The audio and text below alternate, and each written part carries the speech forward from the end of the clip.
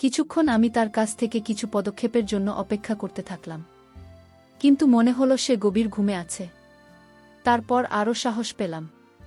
নিজের উপর একটি চাদর নিয়েছিল। চাদরের নিচে সে গভীর ঘুমে মগ্ন ছিল। আমি 5 মিনিটের জন্য এভাবে চাদরের উপর আমার হাত ঘোরাতে থাকলাম, কিন্তু সে কোনো রেসপন্স করবে না। ঘরটা খুব অন্ধকার। বাইরে থেকে প্রবল বৃষ্টির শব্দ ভেসে আসছে। এবার আমি আরও সাহস পেলাম আর একটু এগিয়ে গেলাম। এখন ওর আর আমার দূরত্ব অনেক কমে গেছে, কিন্তু আমি যখন ওর চাদরের মধ্যে হাত রাখলাম তখন সে আমার হাতটা ধরে ফেলে, এবং তারপর এমন একটি জায়গায় রাখো যে আমি নিজেকে আর আটকাতে পারলাম না। তাহলে আসল ঘটনাটি বলি। ম্যাট্রিকুলেশন পরীক্ষা দেওয়ার পর আমি ফিরছিলাম, এবং এই মুহূর্তে আমি বিশ্রাম এবং ভ্রমণ ছাড়া অন্য কিছু নিয়ে ভাবতে চাই না। কিন্তু আমাকে ফ্রি দেখে আমার পরিবারের সদস্যরা আমার দ্বারা সব কাজ করিয়ে নেওয়ার কথা মনে করতেন। কখনো সবজি, আবার কখনো দুধ শেষ। কিন্তু আমার পরিকল্পনা মতো কিছু ঘটছিল না। আমি এই অবসর সময়ে কিছু করতে চেয়েছিলাম, এবং এই সমস্ত সময় কাটানো খুব কঠিন মনে হচ্ছে। বন্ধুদের নিয়ে কিছু হুল্লোড়ি অনুষ্ঠান করব ভেবেছিলাম, কিন্তু সবার কিছু না কিছু সমস্যা থাকায় বাধ্য হয়ে তাও হতে পারে। একদিন মা আমাকে মাসির কাছে যেতে বললেন, আমি কিছু জিনিস পাঠাতে চাই। আর যাই হোক, তোর মাসি তোকে অনেকবার আসতে বলেছে, কিন্তু তুই কিছুতেই যাচ্ছিস না। আমার মাসি লগ্নতে থাকত এবং আমি সেখানে যেতে পছন্দ করতাম না, তাই গত 20 বছর তার কাছে যাইনি। হয়তো না বলতাম, কিন্তু তারপর ভাবলাম বাড়িতে না থেকে মাসির বাড়ি যাওয়াই ভালো। সেখানে কিছু হুল্লোড় হবে এবং আমার সময় কেটে যাবে। না হলে আমার সব ছুটি বাড়িতে শুয়েই নষ্ট হয়ে যাবে। দিন পর দিন রওনা দিলাম লখনৌতে মাসির বাড়ি। আমার মাসি আমাকে দেখে খুব খুশি হলেন। মাছের বড় মেয়ের বয়স বছর এবং ছেলের বয়স 10 বছর। তারা দুজনেই স্কুলে গিয়েছিল।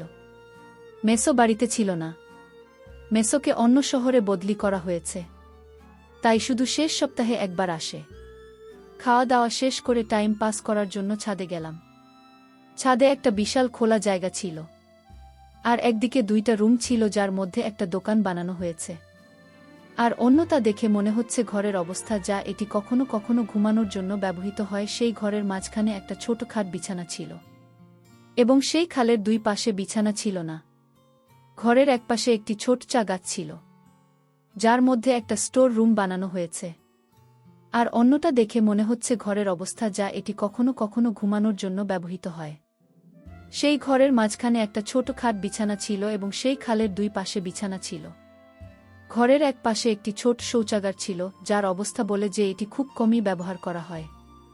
আমি ছাদের দেওয়ালে উকি দিয়ে মহল্লার আঁচ নিলাম, কিন্তু আকর্ষণীয় কিছুই দেখতে পেলাম না। আমি নিচে এসে মাসির সাথে কথা বলতে ব্যস্ত হয়ে গেলাম। কিছুক্ষণ পর বাইরের দরজা খুলে স্কুলের সাদা ইউনিফর্ম পরা একটা ফর্সা সুন্দরী মেয়ে ঘরে ঢুকল। তারা সার ভঙ্গি দেখেই বুঝতে পারলাম সে আমার মাসির মেয়ে। অন্য কোথাও দেখলে হয়তো চিনতে পারতাম না, কারণ সে পুরোপুরি বদলে গেছে। সূর্যের আলোর কারণে তার সাদা রং চকচক করছিল। শেষে আমাকে নমস্কার জানান যে আমি ভালোভাবে উত্তর দিলেও সে বিশেষ কোনো রেসপন্স না করে রুমের দিকে চলে গেল। জামাকাপড় পাল্টে খাওয়া দাওয়া সেরে খাতা খুলে পড়াশোনায় ব্যস্ত হয়ে পড়ল। আমি তার সাথে পড়াশোনা নিয়ে কথা বলতে লাগলাম। সে শুধু উদাসীনভাবে আমার মন্তব্যের প্রতিক্রিয়া করছিল, তাছাড়া আর কোনো কথাই বলছিল না। আমি জিজ্ঞেস করলে সে জানায় সে 9ম শ্রেণীতে পড়ে এবং আজকাল তার স্কুলে পরীক্ষা চলছে। আমি মাছি আর তার ছেলের সাথে কথা বলতে লাগলাম, কিন্তু আমার মন বারবার তার দিকেই যাচ্ছে। সে যতই আমাকে উপেক্ষা করেছিল ততই আমি তার কাছে যাওয়ার অজুহাত খুঁজছিলাম। আমার মনে তার সম্পর্কে কোনো খারাপ চিন্তা ছিল না, কিন্তু তারপরও আমি তার প্রতি আকৃষ্ট ছিলাম এবং সে আমার সাথে কথা বলতে চাইছে। কিন্তু সে তার পড়াশোনায় মগ্ন ছিল এবং এই ধরনের ভান করছিল যেন আমি সেখানে উপস্থিতির ওই রাতে সবাই ছাদে ঘুমত। মাছি ও আমাকে একপাশে খাটের উপর বিছানা বিছিয়ে দিলেন। সে মাসির কাছে খাটের উপর ঘুমাচ্ছিল। সবাই ঘুমিয়েছিল, কিন্তু আমি তাকে নিয়ে ভাবছিলাম। বাড়ি থেকে এসেছিলাম মাসির বাড়ি মাত্র 2 দিন থাকার ইচ্ছায়, কিন্তু এখন আর যেতে ভাল লাগছে না। সবাই ঘুমোচ্ছিল, আর আমি শুয়েছিলাম। আমি দূর থেকেও ওর দিকে তাকিয়েছিলাম, যাকে রাতের আধারে আমি দেখতে পাচ্ছিলাম। তবু ওর দিকে তাকিয়ে একটা অদ্ভুত স্বস্তি পাচ্ছিলাম। রাতে কখন ঘুমিয়ে পড়েছিলাম জানি না। সকালে যখন আমার মাসি আমাকে জানাল, আমি প্রথমে তাকে খুঁজতে লাগলাম, কিন্তু ততক্ষণে এসে সম্ভবত স্কুলে চলে গেছে। সারাদিন তার ফেরার অপেক্ষায় রইলাম, কিন্তু সে ফিরে এসে একই উদাসীনতা দেখা আর নিজের গতকালের রুটিন চালিয়ে গেল। তারপর আমি আমার মাসির ছেলের, যার নাম সানু, তার সাথে বাজারে গেলাম এবং সেখান থেকে আমি তাকে কিছু জিনিস কিনে দিই এবং সেখান থেকেও তার জন্য একটি চকোলেট কিনেছিলাম। বাড়িতে আসার পর আমি তাকে চকলেট দিলাম, কিন্তু সেটা বলে প্রত্যাখ্যান করল যে আমি চকলেট পছন্দ করি না এবং আবার পড়ালেখায় ব্যস্ত হয়ে পড়ল। সে আমার সাথে অপরিচিতের মতো আচরণ করছিল। শানু আমাকে বাইরে ঘুরতে যেতে বলতো, কিন্তু আমি তার থেকে দূরে সরে যেতে চাই না, শুধু সবসময় তার দিকে তাকিয়ে থাকতেই মন চাইত। এই রাতে আমরা সবাই ছাদে ঘুমাচ্ছিলাম। হঠাৎ বৃষ্টি শুরু হলো। মাসি আমাকে বললেন রুমের ভিতরে গিয়ে ঘুমাতে। বিদ্যুৎ না থাকায় ঘরটা খুবই অন্ধকার। আমি আস্তে আস্তে শুয়ে পড়লাম, বিছানার একপাশে, দেওয়ালের কাছে। আমি শুয়ে পড়তে ঘুমিয়ে পড়লাম। কিছুক্ষণ পর বজ্রপাতের শব্দে আমার ঘুম ভেঙে গেল এবং বুঝতে পারলাম আমার সঙ্গে অন্য কেউ শুয়ে আছে। তখনও লাইট আসেনি এবং ঘরটা ভীষণ অন্ধকার। আমার মনে হল শানু নিশ্চয় সে আমার খাটে শুয়ে আছে। এমন সময় বিদ্যুৎ চমকালো যে ঘরে একটু আলো দিল, আর দেখলাম শানু নয়, তার বোন আমার খাটে শুয়ে আছে। আমার তো শ্বাস বন্ধ হয়ে গেল। আমি তাকে দেখে কিছুটা ভয় পেয়ে গেলাম। আমি ওর দিকে মুখ করে শুয়েছিলাম, যেন আমি কোনো নড়াচড়া করলে আমি মারা যাব। অনেকক্ষণ এই অবস্থায় পড়ে রইলাম। কিছুক্ষণ পর যখন আমি কিছুটা স্বাভাবিক হয়ে উঠলাম, কিন্তু আমি ভয় পাচ্ছিলাম যদি তার চোখ খুলে যায় তবে কিছু সমস্যা হতে পারে। আমি অনুমান করেছিলাম যে রুমে অন্ধকারের কারণে সেখানে শুয়েছিল। যদি সে জানত তবে সেখানে শুয়ে থাকত না। আমার কোনোরকম এই ধরনের কাজ করার আগে এটা বোঝা দরকার ছিল যে সে অজান্তেই এখানে শুয়েছে নাকি ইচ্ছাকৃতভাবে। তাই ঘুমের ঘোরে আধমোড়া ভাঙার অছিলায় আমি আমার হাতটি তার বাহুতে এমনভাবে রাখলাম যাতে তার চোখ খুলে যায়। সে অন্ধকারে গভীরভাবে আমার দিকে তাকাতে লাগল। কে তার সাথে ঘুমাচ্ছে অনুমান করার চেষ্টা করল। আমি এমনভাবে ঘটনাটি করছিলাম যে আমি গভীর ঘুমেছিলাম এবং আমার চারপাশের জগৎ সম্পর্কে আমার কোনো ধারণাই নেই। আমার হালকা নাক ডাকার আওয়াজে সে বুঝতে পারে শানুর বদলে সে আমার খাতে ঘুমাচ্ছে। তখন সে তাড়াতাড়ি চাদরটা তুলে বিছানায় অন্য পাশে গিয়ে শুয়ে পড়ল।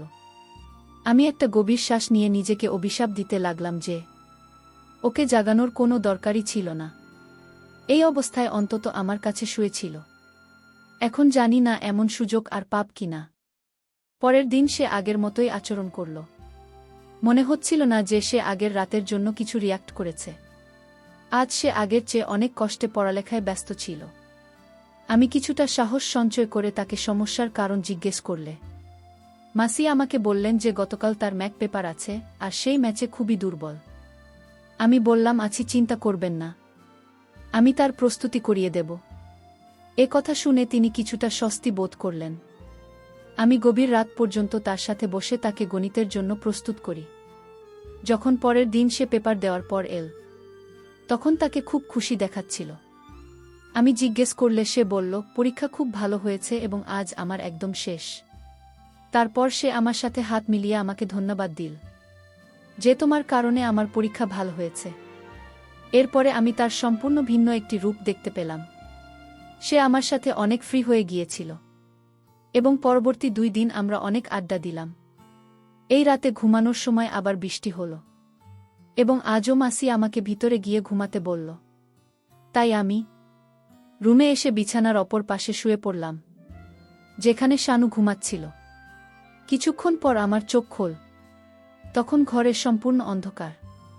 এই মুহূর্তে বিদ্যুৎ চমকালো এবং সেই কয়েক সেকেন্ডের আলোতে আমি অনুভব করলাম যে কিছুক্ষণ এভাবে শুয়ে থাকার পর আমি ভাবলাম আজকে আবার ওকে যাই, না হলে আলো জ্বললে বা সকালে উঠে মাসি যদি আমাকে দেখেন, আমি জানি না সে কি মনে করবে।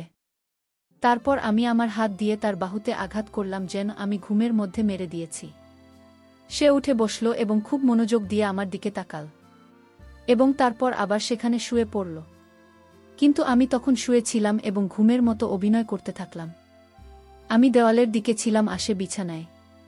আমাদের মধ্যে দূরত্ব খুব কম ছিল, কিন্তু এখন কি করব বুঝতে পারছিলাম না। আমি উঠে অন্যদিকে ঘুমানোর কথা ভাবলাম, কিন্তু তারপর আমি 10 থেকে 15 মিনিটের জন্য সেখানেই শুয়ে থাকলাম। রাখতে আমি বুঝতে পারলাম না আমার কিছু হতে লাগল। কিছুক্ষণ তার কাছ থেকে কিছু আচরণের অপেক্ষায় রইলাম, কিন্তু মনে হলো সে গভীর ঘুমে আচ্ছন্ন। তখন আমি আরও সাহস পেয়ে গেলাম।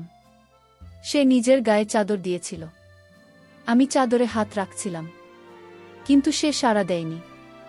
ঘরটা খুব অন্ধকার আর বাইরে থেকে প্রবল বৃষ্টির শব্দ ভেসে আসছে। এবার আমি কিছুটা সাহস পেয়ে আরেকটু এগিয়ে গেলাম। এখন ওর আর আমার দূরত্ব অনেক কমে গেছে, কিন্তু আমি ওর চাদরে হাত দেওয়ার সাথে সাথে সে আমার হাতটা ধরে ফেলে। এবার মনে হলো আমার জীবন বেরিয়ে যাবে, কিন্তু কিছু না করে সেখানেই পড়ে রইলাম এবং আমার হৃৎপিণ্ড দ্রুত স্পন্দিত হতে লাগল। কিন্তু আমি এখনো কোনো আচরণ করিনি। তারপর সে আমার কাছাকাছি এসে আমার কানে মৃদুস্বরে ফিসফিস করে বলতে লাগল, আমি পাশে স্টোর রুমে যাচ্ছি, কিছুক্ষণ পর ওখানে এসো। এই বলে মেয়েটা পিছন ফিরে বসে চারপাশের খোঁজ নিতে লাগল। তারপর উঠে রুম থেকে বেরিয়ে গেল। তার কাছ থেকে এই কথা শোনার পর আমার তো হুঁশ উঠে গেল। আর আমি ভাবতে লাগলাম যে মেয়েটি আমার সাথে কথা বলে না, সে রাতের এই সময়ে তার সাথে একা দেখা করতে বলেছে। আচ্ছা, আলো তখনও জ্বলেনি আর মাসি নাক ডেকে ঘুমাচ্ছিলেন। তারপর উঠে রুম থেকে বেরিয়ে এলাম, কিন্তু অন্ধকারের কারণে কিছুই দেখতে পেলাম না। আমি হাতে হাতে স্টোর রুমের দিকে হাঁটা শুরু করলাম। আমি যখন স্টোর রুমে গেলাম, সে দরজায় দাঁড়িয়ে আমার জন্য অধীর আগ্রহে অপেক্ষা করছিল। তারপর সে আমাকে ভিতরে বিছানার দিকে নিয়ে গেল, কিন্তু দুর্ভাগ্যবশত আমি তার সাথে 5 মিনিটের বেশি থাকতে পারিনি এবং আমি গোপনে এসে শানুর খাটে শুয়ে পড়লাম এবং সেও তার জায়গায় এসে শুয়ে পড়ল। এসব আগামী 20 দিন ধরে চলে। কিন্তু যখন আমি আমার বাড়ির উদ্দেশ্যে রওনা হতে লাগলাম, তখন তার চোখে জল ছিল। আমি তার কাছে এসে বললাম, ভেবো না আমি তোমার সাথে টাইম পাস করেছি। আমি তোমার প্রেমে পড়ে গেছি, আর বাড়িতে পৌঁছে মাকে তোমার বাড়িতে সম্বন্ধ নিয়ে পাঠাবো। এই কথা শুনে সে লজ্জায় চোখ নিচু করে নিল। আমি ওর চোখের জল মুছে দিলাম এবং আমার বাড়িতে পৌঁছে আমার বাবা মাকে ওদের বাড়ি পাঠিয়ে দিলাম। সম্বন্ধের জন্য আমার বাবা মায়েরও কোনো আপত্তি ছিল না। তারপর আমার মাসি ও রাজি হয়ে গেলেন আর এভাবে আমাদের বিয়ে হয়ে গেল। গল্পটি সমাপ্ত হল। বন্ধুরা, গল্পটি আপনাদের কেমন লাগল অবশ্যই কমেন্টের মাধ্যমে জানাবেন। আমি আপনাদের সকলের কমেন্টের উত্তর দেওয়ার চেষ্টা করব।